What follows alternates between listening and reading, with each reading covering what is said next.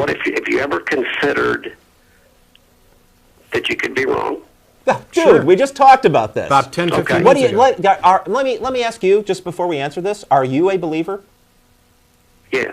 Okay. What do you say is going to happen to us if we're wrong? Oh, I think that you'll be blessed because of your ignorance and lack of direction. That's what I Oh, think. so I guess if we're wrong, we'll be blessed. Nothing to worry about. Well, Thank you. No, I just asked what you thought. I think that You're turning your head and asking me what I think. okay. I'm sorry to labor you that way. I If can see that well, you know, if we're wrong, then there is a God. Okay, That good. doesn't tell us which one, right? Like I was saying to an correct. earlier caller, what if it's Odin? If it's Odin, they're not going to let me into the big longhouse with all the warriors preparing for the Battle of I Ragnarok. appreciate that. Huh?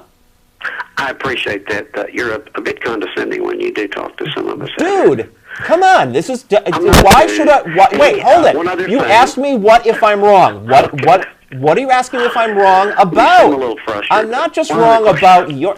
Would you put this guy on hold? He is on hold. I'm not, you know, atheism is not anti-Christianity. Atheism is the lack of belief in gods. I don't believe in your God any more than I believe in Odin. It's a common tactic among believers when faced with serious objection and disagreement with their beliefs to turn around and say, oh, well, you're condescending, or oh, well, you're mad, or oh, well, you're closed-minded. Why don't you respond to the words coming out of my mouth instead of trying to win by denigrating my character? If your beliefs are right, make your freaking argument. Ready? Is he gone? Yeah, I'm back. Okay. That was good. Is that the Go. only way you Make can your have argument. that conversation is by putting me on hold? Please. If you won't shut up, fine, that's what we'll thanks. do. Your turn. Make your argument. Why should we believe in your God? Go. Why, I'm not on television buying time to convince anybody to believe in We're my not buying God. time either. This You're is on public time access. It's free. To convince Practically. people to not believe in what they believe in. That's all. No, what we're here doing, first of all, we're not buying any time. It's public access. It's done free. It's a nonprofit organization. I wish there was money in atheism. There's and not. Well, how does it work? And while Nonprofit. and can I talk, or do I have to put you on hold again? You know, Okay. While I am actively trying to convince people that some beliefs are wrong, I provide good reasons for those claims of mine. And in part, it's one of the most common is that there's no good reason to believe the claims of religions. That faith is not a good tool for discerning the difference between reality and non-reality. So while I can understand, having been a Christian, how comfortable it is to have some beliefs, when we're talking about actual evidence, when we're talking about what is real and what's not real, faith is not the tool to use to determine that.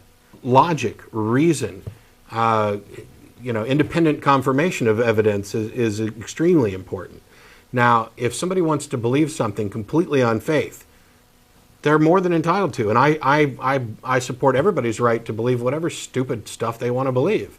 The difference is that the problem is when they act upon those beliefs and try to impose those beliefs on others, especially through legislation, by legislating about people's rights to choose on abortion, for example.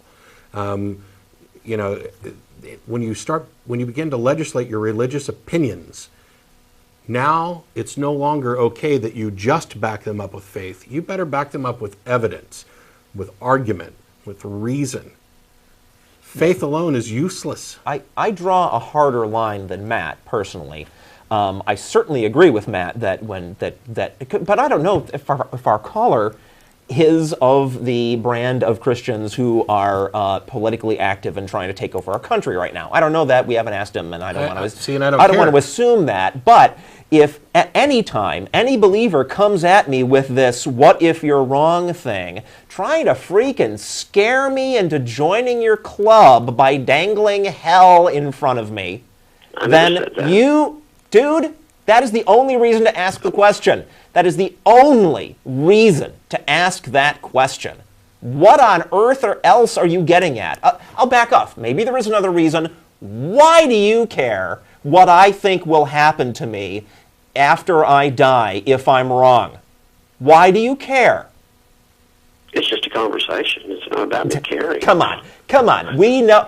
I was a Christian too. I know what it's all about. Hang on. Bringing up hell is a fear tactic to scare people into joining the club. That's the point. Yeah, and going with what Jeff says, if you really are a Christian and you're going to sit there and pretend that this is just a conversation, that you have no goal in mind, then I think you should probably hang up and go pray, because I don't find that to be remotely honest.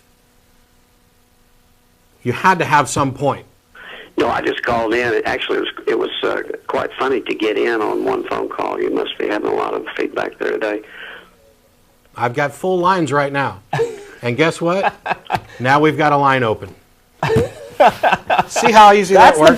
That's the best he could do, is to try to denigrate the show. Oh, obviously, I got in quick, so you guys aren't very popular. Wait a minute. Hey, you know what? It doesn't matter whether we're popular. I just want to have a moment of sympathy for believers. Folks out there, those of you that believe, that are frustrated by our show, I completely sympathize. I know what it must be like to, after hanging out only with other believers, or when you try to proselytize, only running into people who haven't thought very deeply about these things and haven't got very good, clear a very good or clear understanding of where you're coming from or what the implications of your arguments are, and aren't prepared to defend themselves, right?